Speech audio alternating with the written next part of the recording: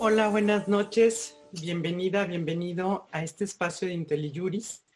La verdad es un gran honor el día de hoy tener a dos grandes amigos en este espacio. Nos acompaña Alfredo Figueroa y David Bernal. Y el día de hoy vamos a hablar de un tema en este espacio de IntelliJuris, en nuestra serie de Hablemos sobre Derecho Electoral, de un tema que siempre es polémico, que es la libertad de expresión y pues el uso de las redes sociales por los servidores públicos. Y bueno, para hablar este tema hemos invitado a Alfredo Figueroa y a David Bernal. Pero antes de entrar de lleno a nuestra charla, quisiera invitarlos a que se inscribieran al curso de Derecho Electoral, al ABC del Derecho Electoral. El coordinador es el doctor Salvador Nava. Y para todos los que tienen intención o interés en tener una primera apreciación de lo que es el derecho electoral, pues es un curso que les va a ayudar muchísimo. Los datos de cómo se inscriben y demás están ahí en el chat. Se los está poniendo por ahí IntelliJuris para que ustedes se acerquen al tema. Y bueno, nos dará mucho gusto contar con ustedes en este curso también del ABC del Derecho Electoral. Pero bueno, entrando a nuestro tema, voy a permitirme platicar un poco sobre las semblanzas de nuestros invitados. Y bueno, tenemos a mi queridísimo amigo Alfredo Figueroa. La verdad me da muchísimo gusto que estés aquí, Alfredo. Gracias, Rosa María. Un buen tiempo sin vernos, pero bueno, aunque sea por Zoom, nos estamos saludando, ¿no? Alfredo Figueroa Fernández es un sociólogo mexicano que ha trabajado en la academia, en el sector público y con organizaciones civiles y sociales. Prácticamente toda su vida laboral ha estado vinculada a la vida democrática del país. Desde principios de los 90 participó y fue parte del equipo que coordinó la primera observación electoral a nivel federal, financiada por la Organización de las Naciones Unidas en Alianza Cívica. Esto fue en el año de 1994. Cabe hacer un paréntesis en esta semblanza y decir que este fue el primer ejercicio de observación, ¿no, Alfredo? Sí, a nivel federal, sí. A nivel federal fue la primera vez. Había habido ejercicios de observación y además, bueno, el movimiento navista había sido muy importante. Había habido observación en lugares como Yucatán y en otros lugares del país, en Chiapas, pero no a nivel federal. Esta es la primera vez y es la figura federal aparece por primera vez en el 94. Sí, bueno, hice el paréntesis porque fue un gran ejercicio que se llevó a cabo en nuestro país como un movimiento. Yo me acuerdo que yo estaba, ya no voy a decir en dónde, porque van a sacar mi edad, pero y me inscribí en este ejercicio de observatorio nacional, ¿no? O sea, de ser observadores nacionales. Entonces, bueno, hice el paréntesis porque es uno de los ejercicios cívicos, creo, más importantes que se han dado en nuestro país. Y bueno, al terminar sus estudios de maestría y pocos años después de su incursión en la vida académica en la Universidad de las Américas y en la Ibero, en octubre de 1999 es nombrado autoridad electoral federal como consejero electoral en el estado de Puebla para las elecciones de 2000 y 2003. Y fue reelecto en 2005 para el proceso 2006 y 2009. Pero en el año del 2008 es postulado por decenas de organizaciones de la sociedad civil, académicos, consejeros electorales, intelectuales, periodistas y escritores, como consejero del Consejo General del entonces Instituto Federal Electoral, cargo que asume ese mismo año y cuyo periodo concluiría a finales de 2013. Desde hace más de 2 décadas analiza y escribe sobre la vida pública del país en diversos medios de comunicación y ha venido estudiando los procesos de cambio político y de diseño de los estados en más de una veintena de países. Ha colaborado desde 2007 en reformas constitucionales y legales tanto a nivel federal como local con diversas legislaturas, así como la asesoría tanto en el sector público como en el sector privado. Actualmente, Alfredo es director de Sociales, es un despacho de asesoría, investigación, análisis y litigio estratégico, tanto en el sector público como en el sector privado. Además, es profesor de la Universidad Nacional Autónoma de México y colaborador como analista político de las mesas de análisis del programa Aristegui en Vivo. Nuevamente, bienvenido, Alfredo. Muchas gracias y un gusto estar contigo, Rosa María, y contigo, David, y con todos quienes nos acompañan. Y bueno, tenemos también como invitado a David Bernal Hernández. Bienvenido, David. Él es licenciado en Derecho de la Universidad de Guadalajara, maestro en Ciencias Sociales por la Facultad Latinoamericana de Ciencias Sociales, la FLACSO. En el ámbito laboral fue subdirector de análisis en la oficina de la comisionada María Marván Laborde en el entonces Instituto Federal de Acceso a la Información, en el IFAI, y también fue coordinador de asesores de la consejera electoral María Marván Laborde en el Instituto Federal Electoral, en el IFE, y asesor del secretario ejecutivo del Instituto Nacional Electoral. Actualmente es abogado general del gobernador del estado de Jalisco y ha sido docente en el Instituto de Estudios Superiores de Occidente y en la Universidad de Guadalajara. Asimismo, ha participado como ponente en varios seminarios relacionados con la materia electoral y ha publicado en varios temas relacionados con la democracia representativa, transparencia, libertad de expresión y elecciones.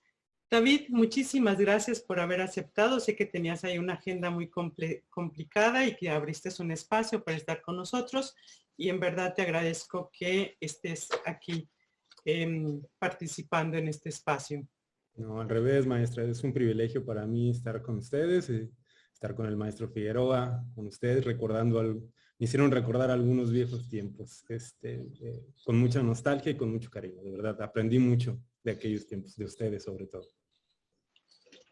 Bueno, pues para entrar en materia, recordemos que el famoso modelo de comunicación política que se estableció en nuestro país a partir de la reforma político-electoral de noviembre de 2007 y que surge como una consecuencia de las elecciones que se dieron en nuestro país, elecciones federales que se dieron en nuestro país en el 2006, en el que el margen fue tan cercano entre el primero y el segundo lugar que la equidad en la contienda pues fue revisada por los tribunales y sobre todo por los actores políticos.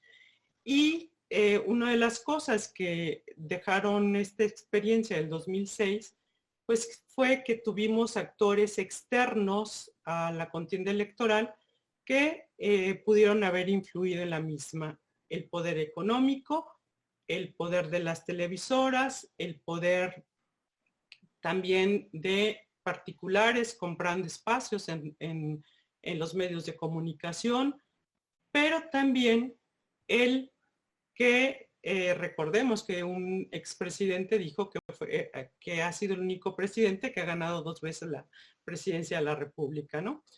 Bajo ese contexto, pues diciendo que todo lo que se dio en materia de comunicación, de propaganda que hizo en el entonces presidente Fox, pues pudo haber influido en la equidad en la contienda. Y todo este collage de situaciones que se dieron en el 2006, pues es lo que da origen a nuestra reforma del 2007 y al modelo de comunicación política, que además de las prohibiciones que se dan en materia de radio y televisión, pues incluye una serie de parámetros o de prohibiciones también hacia los servidores públicos establecidas en el artículo 134 de la Constitución. Entonces, estas prohibiciones que se dan en el artículo 134 de no utilizar el uso de lo, o de más bien de no utilizar los recursos públicos con un fin diverso al que deben de ser utilizados, el famoso principio de imparcialidad, que se deben de usar específicamente para el fin de que son destinados, y que la famosa propaganda en materia de propaganda personalizada, pues que tampoco se use para un fin diverso, que sea posicionar al servidor público para un fin político o para un fin diverso, ¿no? Entonces, este collage de disposiciones que tenemos actualmente en el modelo de comunicación política, pues ha dado un giro, porque recordemos que pues ya, ya casi nadie ve la tele ni escucha la radio, sino que ahora lo que todos interactuamos pues son a través de las redes sociales. Entonces, para hablarnos de este tema, pues está precisamente Alfredo Figueroa, que a él le tocó la implementación del modelo de comunicación política, y quisiera que nos platicaras, Alfredo.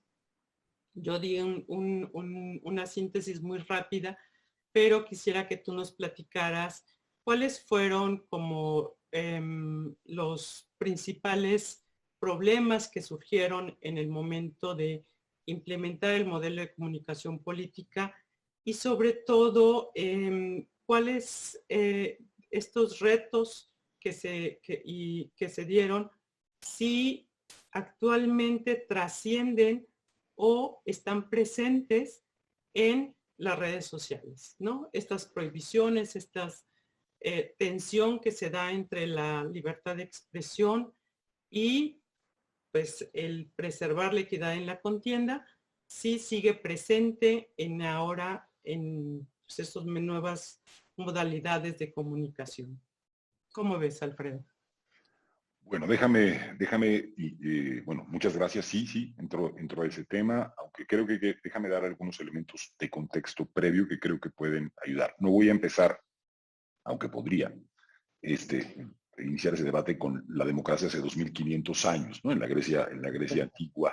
Y una cosa que a veces pensamos y que creo que es un error y que nos va a servir hoy para conversar, y es que esta imagen que tenemos de que la democracia es un proceso evolutivo más o menos claro, en realidad es una bonita imagen, pero no tiene nada que ver con la realidad. La democracia aparece y desaparece en la historia, y luego esta emergencia, digamos, del siglo XX, que es cuando en realidad se desarrolla la democracia que hoy conocemos, pues es un asunto en donde hay seguramente no una reproducción de mismos modelos de democracia, sino que lo que ocurre, y en eso muchos autores de la democracia tienen razón, es una cosa que se ha inventado varias veces. Es decir, no es una cosa que se inventó una única vez, sino que tiene un conjunto de complejidades y modelos importantes. Y digo esto porque la reforma de 2007, que tiene como precedente los acuerdos del Castillo en el 96 y la reforma que se implementa en el 97 y previamente la reforma de 77, que yo diría que son los dos grandes precedentes que se tienen a este respecto, estaban enmarcados en un proceso de discusión pública, política, que no solo ocurre en México, que se empieza a desarrollar en la década de los 80, particularmente con los textos de O'Donnell y Schmitter, vinculada a lo que se llama la transición a la democracia, ¿no? Entonces, el debate central del 2000 era, había dos grandes corrientes de pensamiento. Una corriente de pensamiento decía que habíamos arribado a la democracia en el 2000 porque había habido alternancia, y había otra corriente de pensamiento que decía que no, que ahí empezaba el proceso de tránsito en esta tensión natural que hay en un proceso de transición entre quienes quieren la continuidad y quienes quieren el cambio, ¿no? Esa es la tensión que hay en un proceso y tiene que derivar en un nuevo acuerdo. El nuevo acuerdo que en México nos fuimos dando fue reformas electorales, que desde luego son insuficientes para hablar de una transición a la democracia. Eso puso el 2006 en el lugar en el que lo puso, digamos. Es decir, el contexto de ese debate, el debate del 2000 al 2006, es no muevas nada del sistema electoral mexicano porque ya funciona muy bien. Y funciona muy bien porque ya ganó alguien que no es del PRI, digamos, ¿no? Que era el caso de Vicente Fox. Bueno, Vicente Fox, digamos, si queremos usar una imagen, se separó de la imagen, digamos, o de la actitud de Adolfo Suárez, el español, y él, que era el presidente de la transición, digamos, en realidad tiene un papel protagónico en la contienda de 2006. El tribunal incluso así lo resolvió, interviniendo en la competencia política, sin establecer si esa intervención fue suficiente. Hoy, evidentemente, a la luz de los criterios que hoy tenemos, pues diríamos que evidentemente sí, con una diferencia como la que hubo entonces, ¿no? En términos de toda la información que tenemos de lo que pasó en esa elección. Entonces, la elección estuvo efectivamente caracterizada, la de 2006, por una tradición de pensamiento que suponía que no había que mover nada, y trajo las consecuencias de otra vez regresarnos a un conflicto postelectoral de esa magnitud. ¿Qué hay como respuesta a eso? Bueno, hay la reforma de 2007 y esto que muy bien has explicado, el modelo de comunicación política. Un modelo que lo que pretendía era acotar efectivamente actores externos, digamos, para que dejaran, digamos, o tuvieran barreras para poder intervenir en el proceso electoral como tal. ¿A qué actores nos referimos? Bueno, evidentemente a empresarios, a dueños de las televisoras, ¿no? De concesionarios de televisión, y por supuesto también a gobernantes, y en esto tiene que ver el 134 de la Constitución. Es decir, había habido un problema vinculado a todos estos actores interviniendo en el proceso de 2006. Y la respuesta es la modificación, la reforma electoral en su conjunto, pero los dos grandes pilares, digamos, del asunto, el 41 de la Constitución y el 134. Entonces, esos serían los dos ejes. Pues ¿a qué nos enfrentamos? Podría contar, serían muchas horas de contar los grandes desafíos que tuvimos que enfrentar. Siempre digo, uno muy rápido que enseña muy bien. Pues el primer día que yo llegué a la mesa de consejeros y consejeras, la pregunta fue, ¿y cuántas estaciones de radio y televisión tenemos en el país? Y la respuesta oficial fue, no sabemos, ¿no? Es decir, y estoy hablando de agosto de 2008, digamos, como para ver el tamaño del problema que teníamos, digamos, en la implementación del modelo. Efectivamente, el mundo cambió muy rápido, y a la luz de este tiempo, ese modelo ha perdido vigencia, en el sentido de que hay muchas audiencias y mucha interacción en esto que se llama, digamos, la nueva comunicación política, no en México, sino en todos lados del mundo, ¿no? En donde las redes sociales juegan un rol completamente diferente, en donde no se trata de concesiones, y hay características y cualidades completamente diferentes que le han dejado de dar tal centralidad, la centralidad que tenía entonces, a la que hoy tienen los medios de comunicación, digamos, tradicionales. Hoy tienen otra cosa. Tú me preguntas cuáles dificultades enfrentamos. Pues hubo muchísimas, y cuáles de esas dificultades siguen siendo trascendentes hoy. Bueno, yo digo que hay una en particular que sigue siendo trascendente, y es la definición de propaganda. Es decir, el problema central que estábamos enfrentando entonces es esta tipología que se construyó de propaganda gubernamental, propaganda política, propaganda partidista, propaganda personalizada, candidato, servidor público, en el marco de una extraordinaria complejidad creciente del día de hoy, al día de hoy, digamos, ¿no? Entonces, lo que trasciende y sigue siendo un tema muy importante es establecer un mecanismo que nos permita definir las cualidades de la propaganda.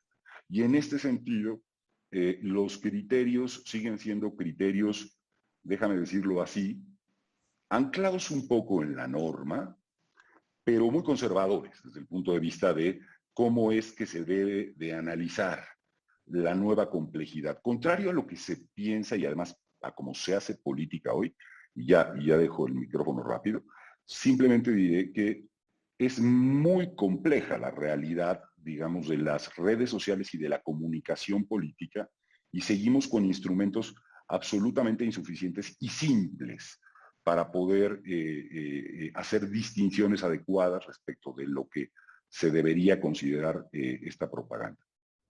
Uno de los temas más importantes es las redes sociales no son todas iguales, tienen diferencias importantes, hay que hacer diferenciaciones, es complejo, hay más diferencias que lo que hay en materia de radio y televisión, por decir lo rápido o la que hay en medios impresos, es un medio bidireccional, es un medio que se emplea efectivamente con fines comerciales, pero también con fines informativos y también con fines personales, es decir, no tiene el carácter que tienen otros medios de comunicación tradicionales. Y ante eso, además, hoy hay formas de comunicación absolutamente diversas que hacen muy difícil distinguir cuando estamos ante un acto de expresión que no trae detrás la intencionalidad, digamos, calculada, que aquí empieza un problema, ¿no?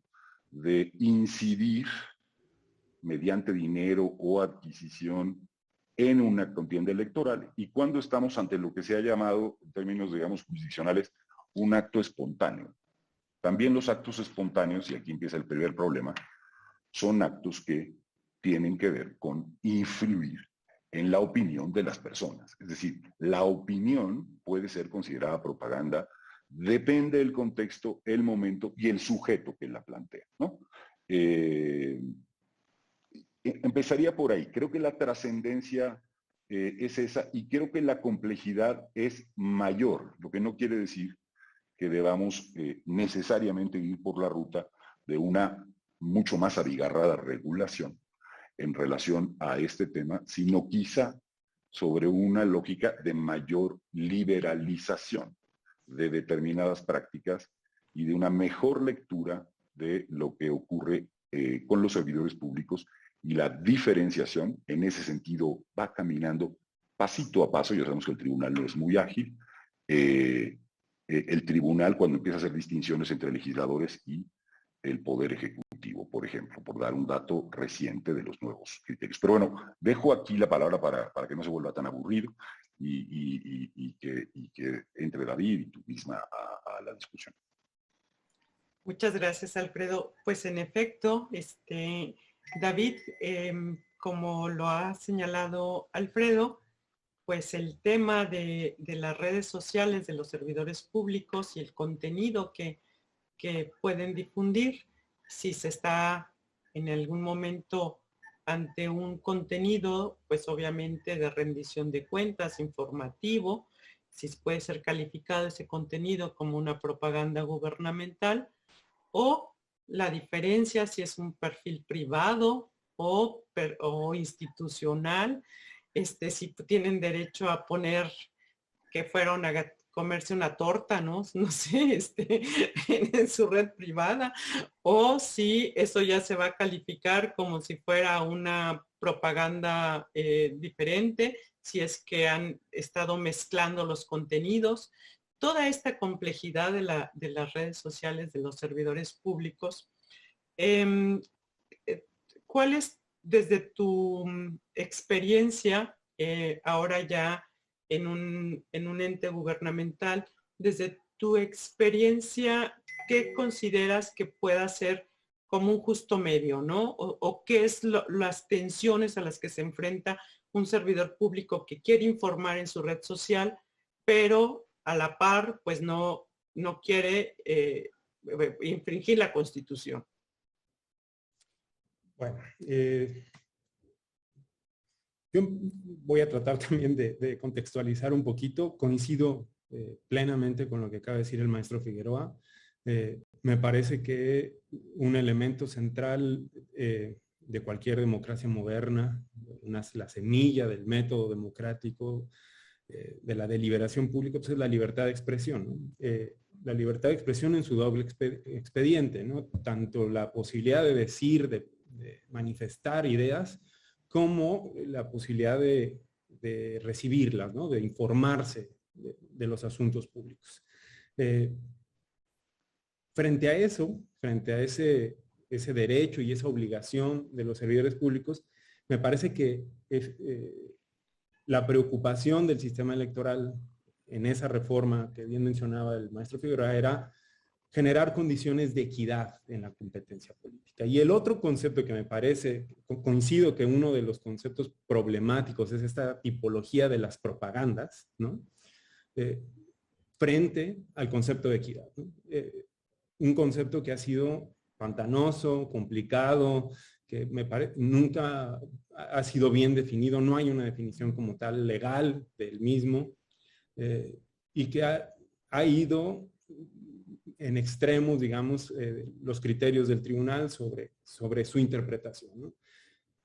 Yo defendería, yo sí soy un defensor, y como también creo que lo dibujó ya el maestro Figueroa, deliberar un poquito el debate político, por la importancia que ello implica, ¿no? La pregunta sería, ¿los servidores públicos deben ser parte de esa deliberación pública? Yo creo que sí, en mayor medida, ¿no?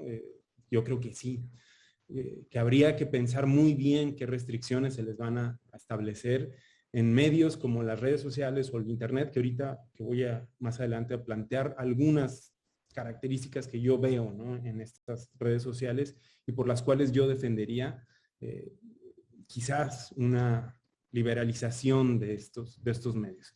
Pero la pregunta central es, me parece, para poder responder lo otro, ¿qué es la equidad? ¿No? ¿Qué es la equidad en la contienda? ¿Qué es lo que buscamos cuidar en la competencia política? Y yo ahí sí voy a ser muy formalista. A mí me parece que la equidad se traduce en condiciones materiales del juego electoral, ¿no? Es decir, establecer un financiamiento público a los partidos, establecer unos topes de campaña para los candidatos, realizar un ejercicio de fiscalización efectivo, prohibir la propaganda en radio y televisión, que ahí lo que me parece que se estaba regulando era el acceso mismo al medio, ¿no? Para poder acceder a los medios de comunicación como la radio y la televisión, tenías que pasar por un concesionario, ¿no? Que podía establecerte el precio, las condiciones, las maneras, las formas de poder acceder a esos medios, ¿no? Cuando eran además, tenían una centralidad, como ya lo comentó el maestro Figueroa, en el debate público, sin duda, ¿no? A partir de eso me parece que si volvemos a una idea de la equidad como condiciones materiales y lo llevamos al ámbito de los servidores públicos, pues me parece que el concepto de propaganda gubernamental por ahí pudiera darnos un poquito de luz. A mí me parece que las restricciones que establece el 134 y el propio 41 a los servidores públicos, que es el uso imparcial de los recursos, es eso, ¿no? Condiciones materiales. El uso de recursos públicos, de las posibilidades que puede tener un gobernante de hacer, de establecer condiciones materiales para beneficiar o no a un partido político, a un candidato, a una, digamos, que vulneren la contienda o la equidad de la contienda electoral. La propaganda personalizada es lo mismo. En la medida en que haya un uso de recursos públicos que permita al servidor público promocionarse, me parece que ahí está la restricción, ¿no? Por ahí podría ir la restricción. O la suspensión de la propaganda durante las campañas, ¿no? Que es la prohibición genérica que hay en el artículo 41 y que también está en el 35, que tiene que ver con los mecanismos de participación ciudadana, ¿no? Es lo mismo. Me parece que lo que se está tratando de cuidar ya en las campañas políticas es que no haya intervención, que no haya interferencia a través de recursos públicos, de condiciones materiales en la competencia política. Me parece que ese es el centro del concepto de equidad.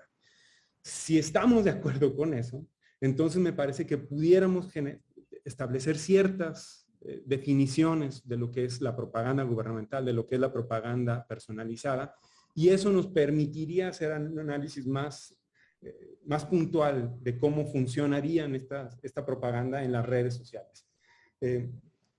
Las redes sociales o el Internet en general, para mí, pues son medios universales, de acceso gratuito,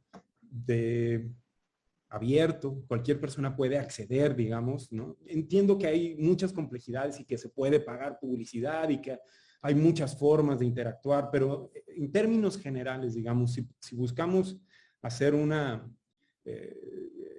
caracterización de las redes sociales y del Internet, y esto lo ha soportado también algunos criterios de la propia Tribunal Electoral, lo han dicho, ¿no? Es universal, es gratuito, es abierto, es pasivo, es decir, se requiere de la voluntad de los usuarios para ir a buscar esa información, seguir a un determinado actor político, interesarse en los contenidos de ese actor político para acceder a ellos.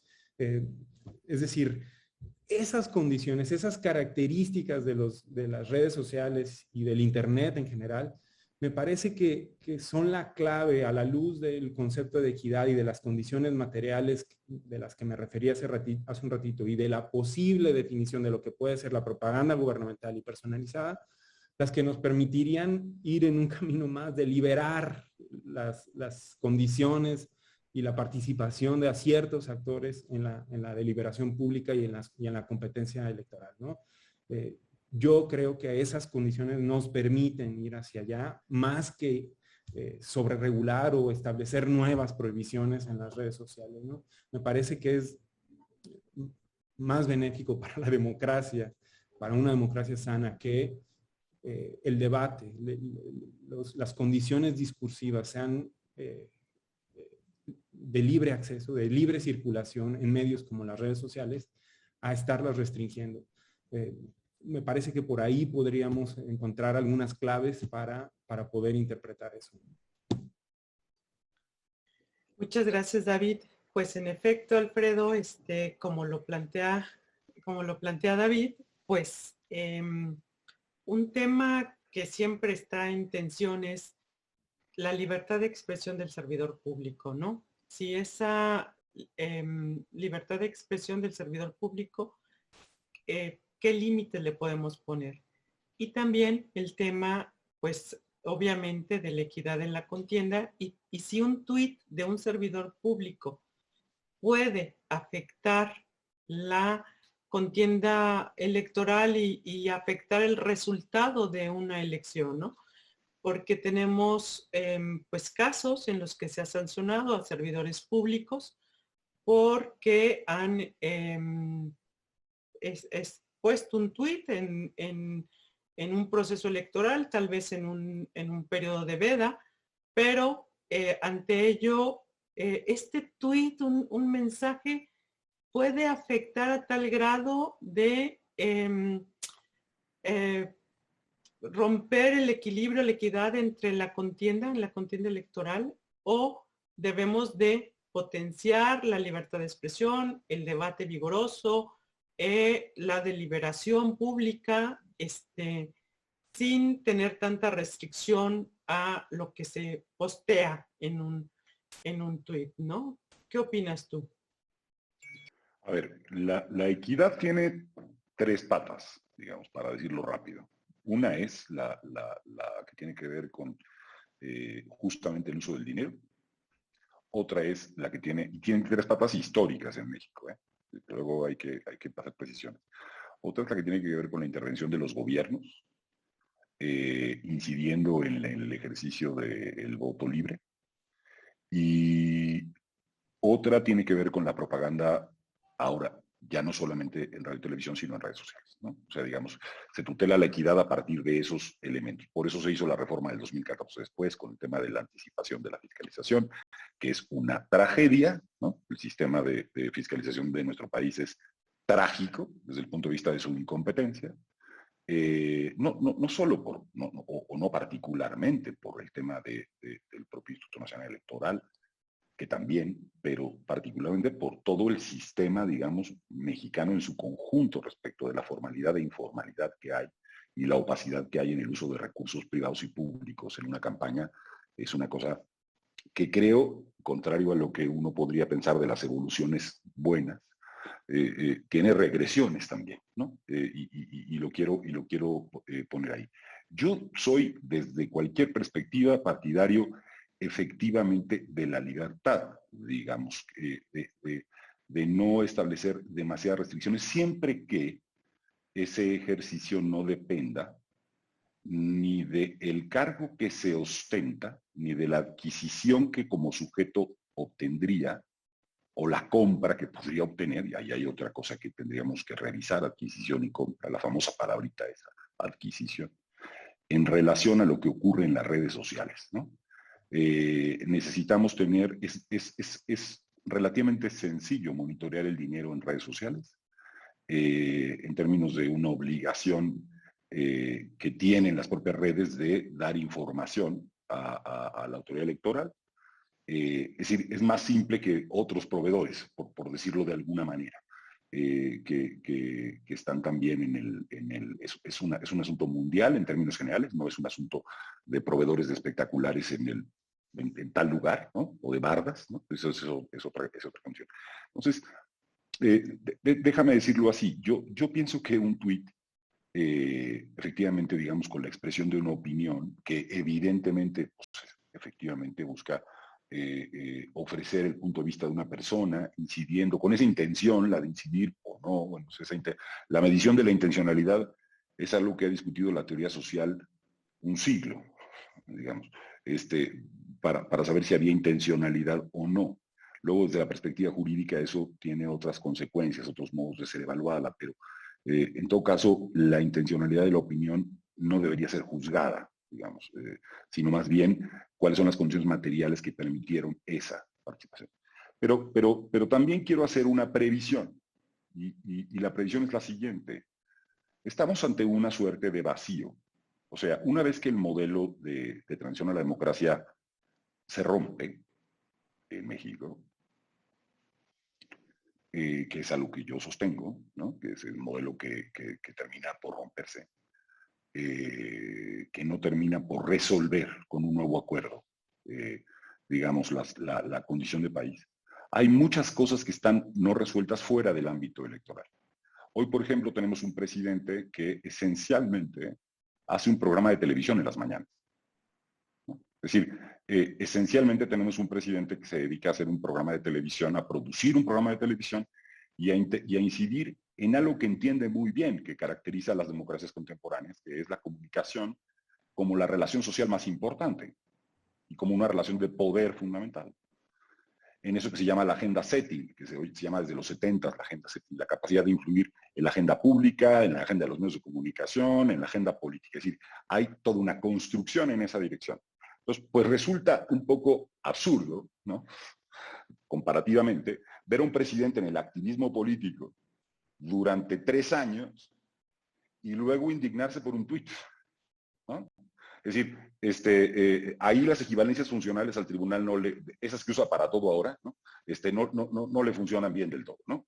Y a la propia autoridad. Entonces, ciertamente hay una realidad política en México y una historia política en México y una nueva complejidad.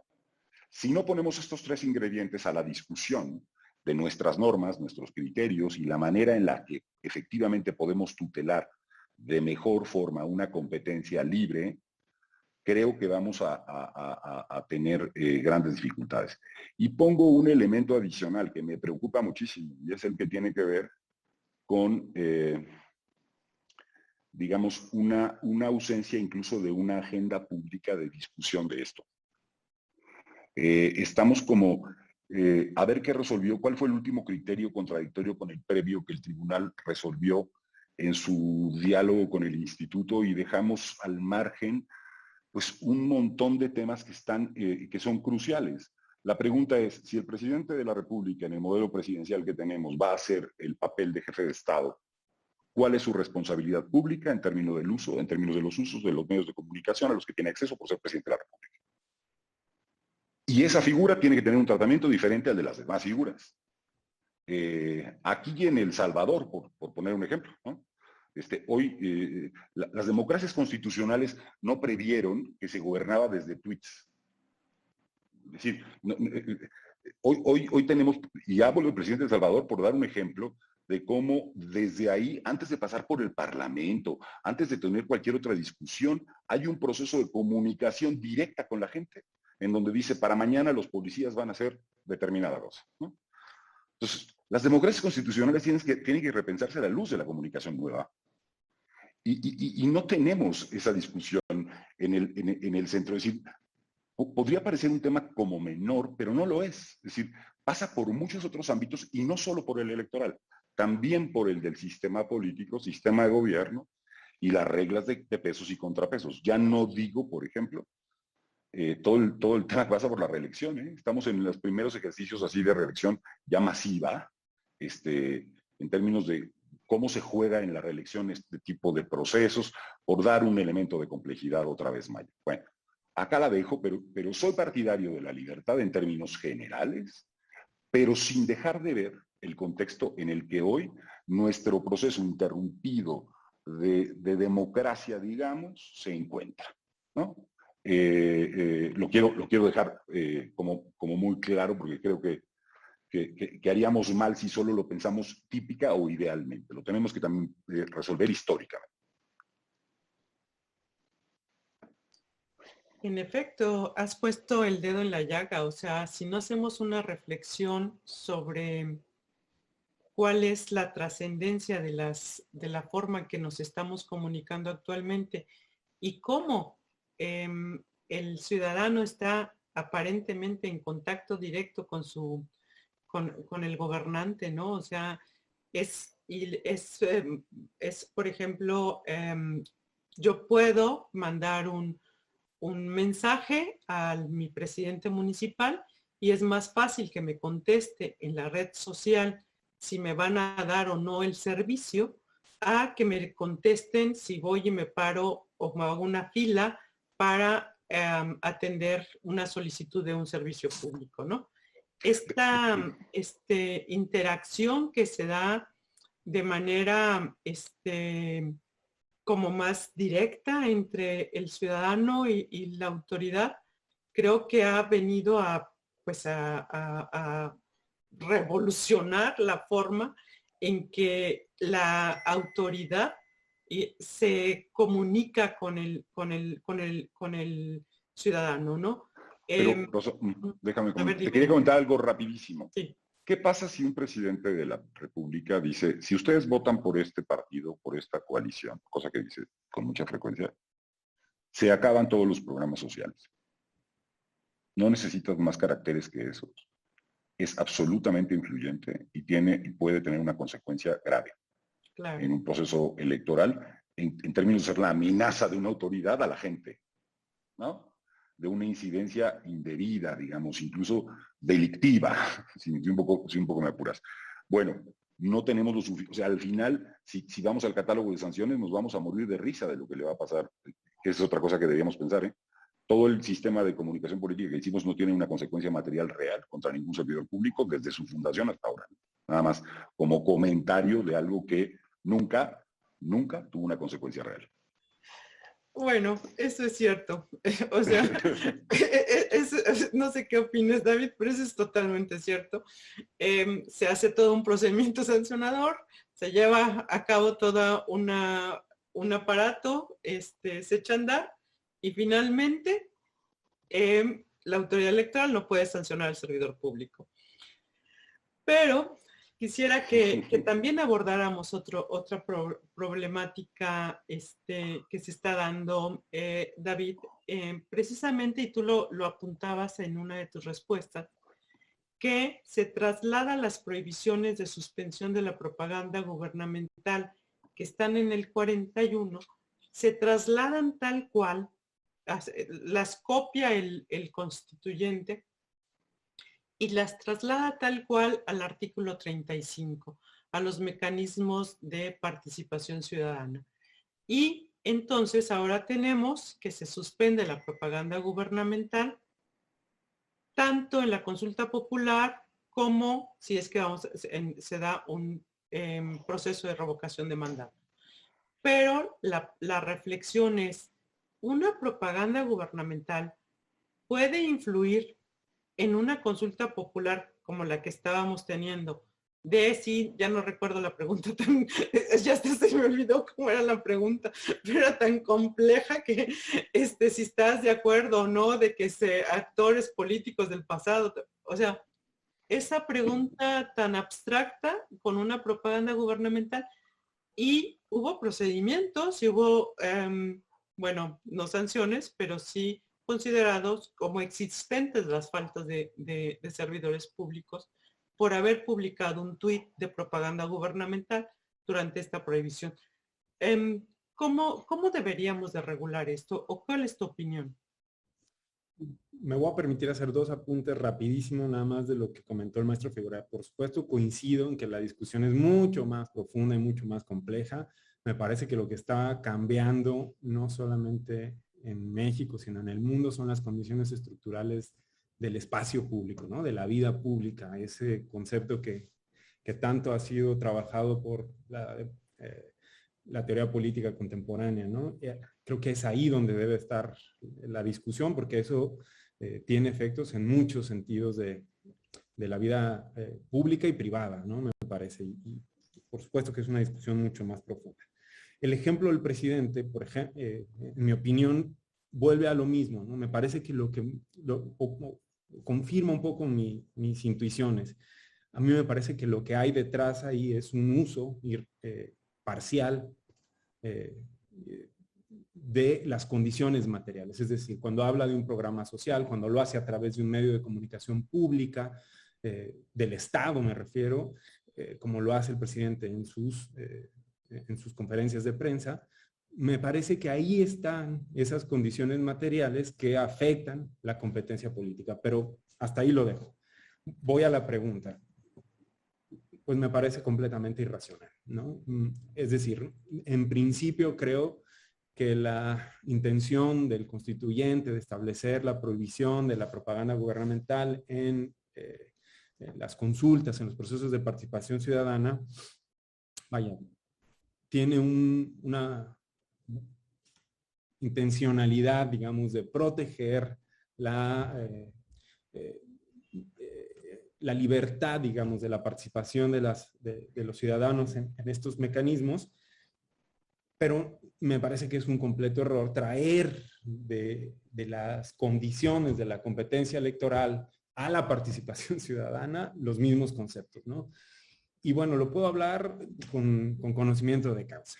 El gobernador de Jalisco es uno de las personas, de los funcionarios, de los servidores públicos que fue denunciado en el contexto de la consulta, porque fue a un foro, a una organización empresarial, y hizo una presentación que no tenía nada que ver con la consulta ni con la pregunta de la consulta, y fue transmitida en sus redes sociales.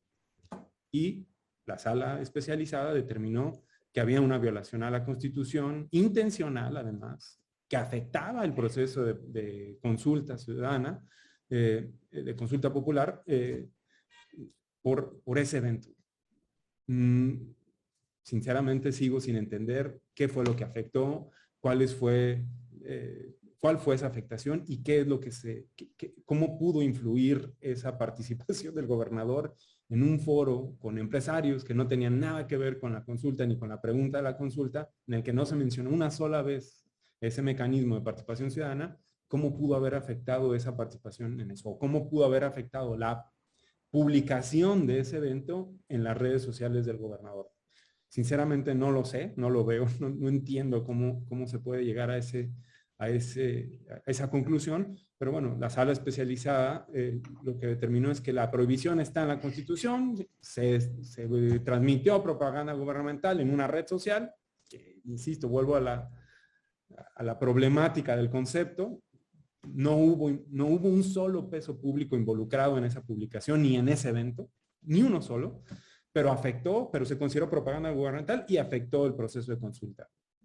Me parece que ahí sí hace falta un ejercicio más responsable de nuestros tribunales electorales sobre darle cierta razonabilidad, ¿no? Sobre todo a las prohibiciones, ¿no? Que hay en la materia, porque si no podríamos llegar a casos tan absurdos como este, ¿no? En el que no se demuestra por ningún lado que haya alguna afectación en el proceso de participación ciudadana, pero aún así se determina que hay una infracción y que se debe de sancionar al gobernador sin justificar lo otro, ¿no? Pues es que aquí creo que la autoridad tiene un tema de definir cuál es la finalidad de haberse puesto esas prohibiciones en el texto del 35, ¿no? O sea, a la hora que se traslada la prohibición de la suspensión de la propaganda gubernamental, ¿cuál es la finalidad? Porque tenemos muy clara la finalidad del 41, ¿no? O sea, cómo surgió, por qué surgió, quién fue el actor, o sea, sabemos de dónde viene la prohibición. Pero no nos queda muy claro de dónde viene la prohibición para esta suspensión y creo que ahí es el gran tema. Y a lo mejor se tendrá que hacer pues una reflexión de interpretación de cuál es finalmente el bien jurídico a tutelar, ¿no? Porque lo tenemos claro en el 41, pero no lo tenemos tan claro en el 35. Y creo que eso es como la problemática a la que se enfrenta pues la autoridad electoral, porque por ejemplo el INE estuvo también emitiendo medidas cautelares, etcétera, por propaganda gubernamental en la consulta. Y tú decías, y bueno, ¿cuál es lo que pretende evitar, ¿no? Con la medida cautelar. Pero pues también entiendes a la autoridad electoral, está en la Constitución y pues como autoridad tiene que hacer, pues respetar la Constitución, ¿no? A ver, yo intuyo que es, insisto, la libertad de la participación política de las y los ciudadanos. Pero me parece que esa tensión o esa libertad debe ser razonable, ¿no? Debe demostrarse en cada caso que hay una afectación a esa libertad. Si no existe esa afectación, pues me parece que es absurdo limitar el ejercicio del cargo que están haciendo un funcionario público, porque no tuvo en ningún momento la intención de interferir en la consulta, de afectar la libertad de los ciudadanos. No se hizo una sola mención a eso, y me parece que eso, que más allá de que esté puesta la prohibición en la Constitución, pues es un ejercicio de racionalidad que deben de realizar las autoridades electorales, ¿no? Sobre todo las jurisdiccionales. Les cuento una historia, si quieren, de eso. Por favor, maestro. Cuando empezamos el proceso de revisión de la propaganda gubernamental, de la propaganda, no de la propaganda gubernamental, sino de lo que entendíamos por propaganda, hubo una conferencia de prensa que dio Jesús Ortega del PRD, recuerdo muy bien, muy al inicio de la reforma. Y entonces una buena parte de los consejeros y consejeras dijimos, no, espérame, eso fue una conferencia de prensa. Y el tribunal muy rápido resolvió que eso ya era propaganda. También hay un problema de géneros en el tema de cómo lo revisamos. Lo digo porque ahí hay luego un rasero generalizado. Para hacer cualquier cosa es propaganda. Las distinciones estas de temporal, material y objetiva son más o menos lo que se le ocurra al juez, o sea, en la discrecionalidad del juez en muchos momentos. No hay un fin comprobado, como bien se señala. Y solo dejo algo dicho, quizá algo sí tendría que tener de racionalidad una prohibición, siempre que hay distintos sujetos que promueven una consulta. Claro. Es decir, hay, efectivamente, si hay una afectación de la libertad del ejercicio, digamos, o hay una inequidad entre las partes que están por una o por otra de las opciones, puede darse un proceso de inequidad, digamos, como tal. Pero evidentemente habría que acreditarlo y habría que sofisticarlo un poco en el 35 y en la ley secundaria también, por supuesto. Totalmente. Oye, Alfredo, pero también ahora tenemos otra problemática, además de las redes sociales, que son las plataformas estas como Amazon, como Netflix, y que pues obviamente tenemos ahí que se transmiten productos. En el caso de Amazon tuvimos por ahí un caso en el que había unos anuncios que estaban en unos autobuses que circularon en la Ciudad de México sobre una posible serie que iba a ser transmitida en Amazon, ¿no? Que nunca se transmitió, nada más salió el cintillo. Y luego ahora tuvimos también el caso de una película que se transmitió en Netflix en los que una presidenta municipal aparece unos segunditos en la película y bueno, se considera que eso ya transgrede el 134 porque se trata de propaganda personalizada del servidor público, ¿no? Entonces son como, como iniciamos la charla, ¿no? Ya no estamos en un modelo de comunicación política de lo que nos dice exactamente la Constitución, que es radio y televisión. Tenemos redes sociales, pero también tenemos estas plataformas que ya son, pues, pues ya es lo que la gente ve realmente, ¿no? O sea, todo el mundo se conecta y ve películas en esas plataformas. Entonces, ¿cómo hemos ido como modificando nuestras formas de interactuar, de, de acercarnos a la información y que la autoridad pues cada vez está viendo y diciendo, bueno, pues lo que dice la Constitución para radio y televisión, que son medios de comunicación, lo traslada a estas nuevas modalidades por hablar, o formas, no sé cómo, cuál será la forma correcta de identificarlas. Y estas prohibiciones están en ellas, ¿no? Tanto en redes como en las plataformas. Y entonces, pues estamos como también en un tema jabonoso, ¿no? O sea, en un tema que no es tan claro si efectivamente en una película en Netflix que la gente va a seleccionar si quiere o no ver, hay una trascendencia de tal grado de que haya una infracción. Bueno, creo que, fíjate que es un debate muy interesante. Por supuesto, el 134 ya sabemos que siempre, digamos, incluyó a todos los medios, ¿no? Y el otro, el artículo 41, es decir, el de adquisición era de radio y televisión, ¿no? O sea, el de compra y adquisición. Pero lo que es interesante es que es un debate que se tuvo se ha tenido en telecomunicaciones desde hace tiempo, incluso para caracterizar a una plataforma como Netflix respecto de si es televisión o no es televisión, y de cómo debería definirse y por lo tanto, y ojo con esto porque es importantísimo, incluso cómo se debería de cobrar impuestos a plataformas de esta naturaleza. Hay una reflexión de Estado, más que solo la electoral. Quiero decir que sí debiéramos tenerla. Lo primero que yo propondría es que tuviéramos una discusión integral sobre el tema, ¿no? Es decir, no solo aislada.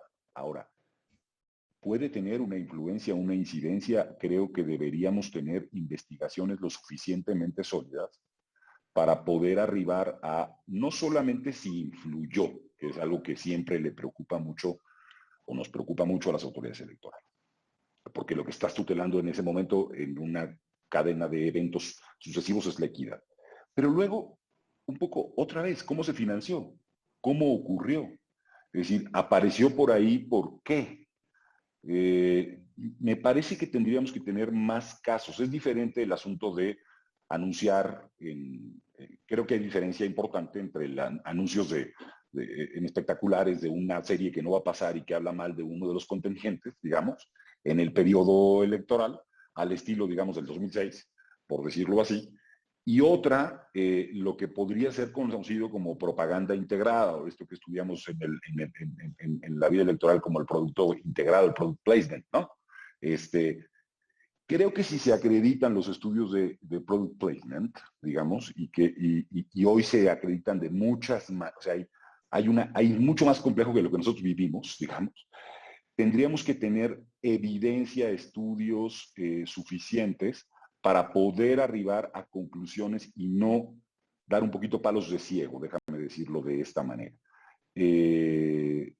Yo vuelvo a decir, depende, Rosa María. Es decir, es difícil dar una respuesta completamente contundente al respecto. Si sale en un pedacito, en un poquito, casualmente, si no es la protagonista, si es la protagonista, si pagó para estar, si quién la está financiando, es decir, hay como muchas cosas que todos aquí sabemos. Yo sé que de pronto la vida electoral es muy compleja, pero sí que deberíamos estudiar el caso en su conjunto. A mí me sigue preocupando que alguien, digamos, tenga una incidencia a partir de recursos económicos o de tener una vinculación como actor, como servidor público.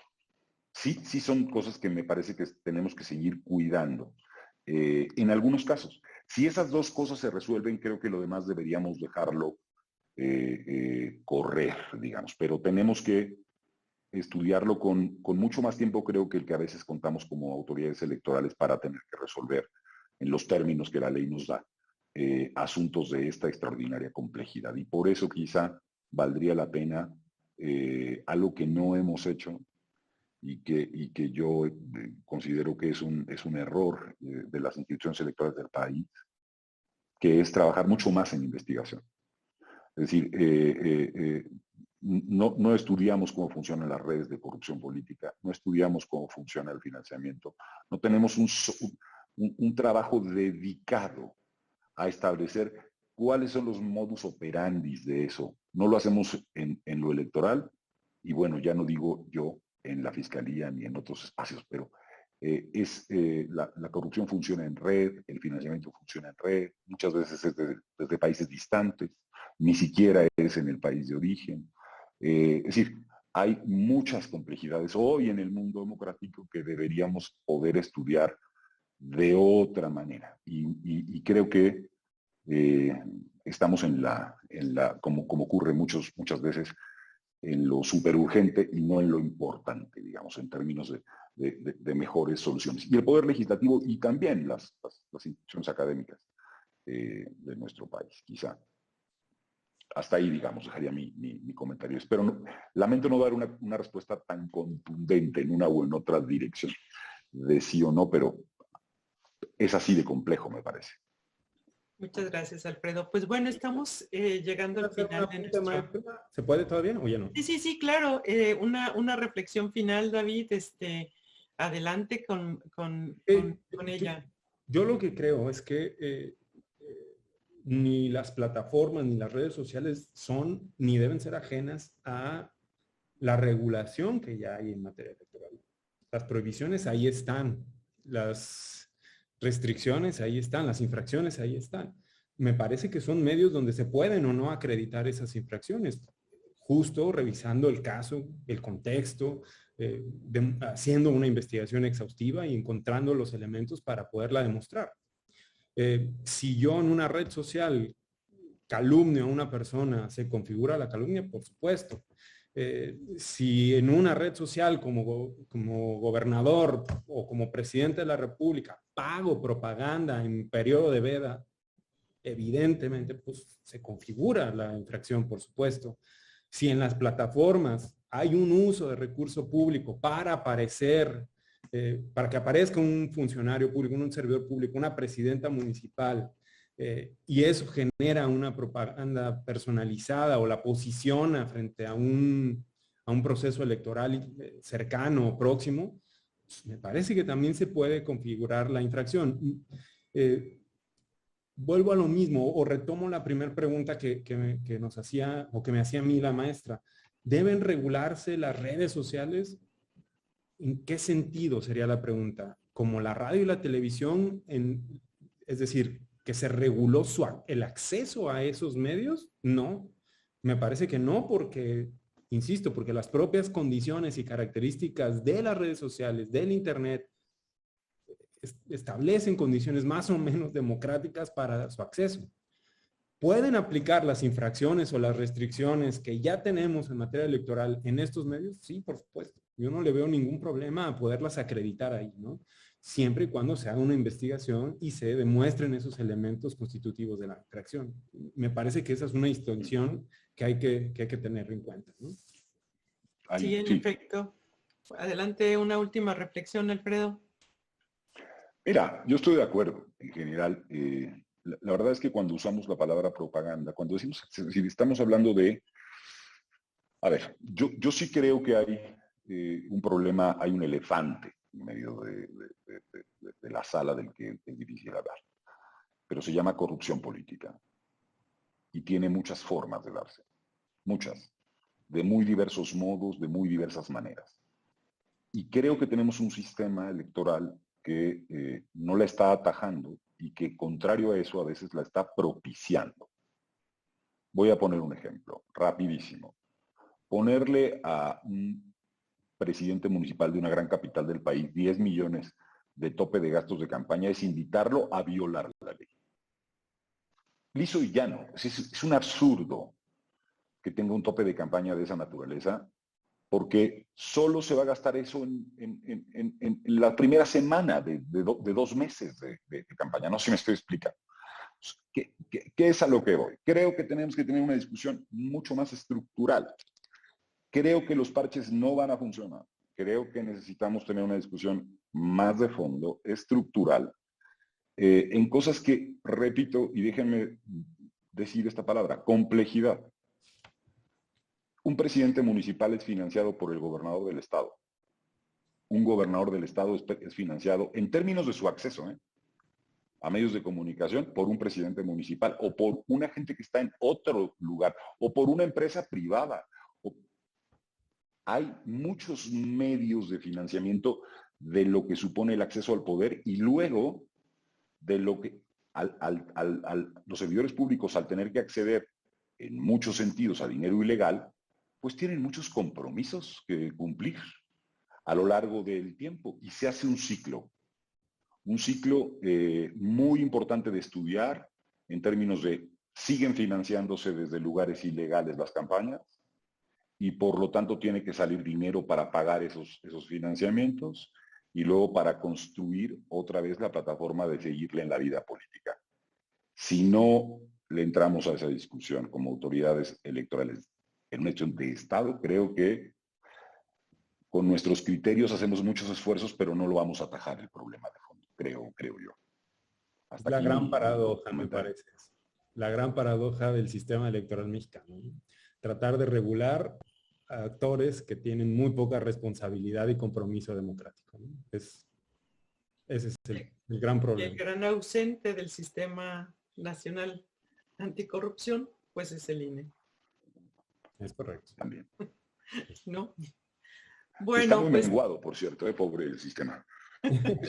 No, o sea, más allá de que el pobre sistema está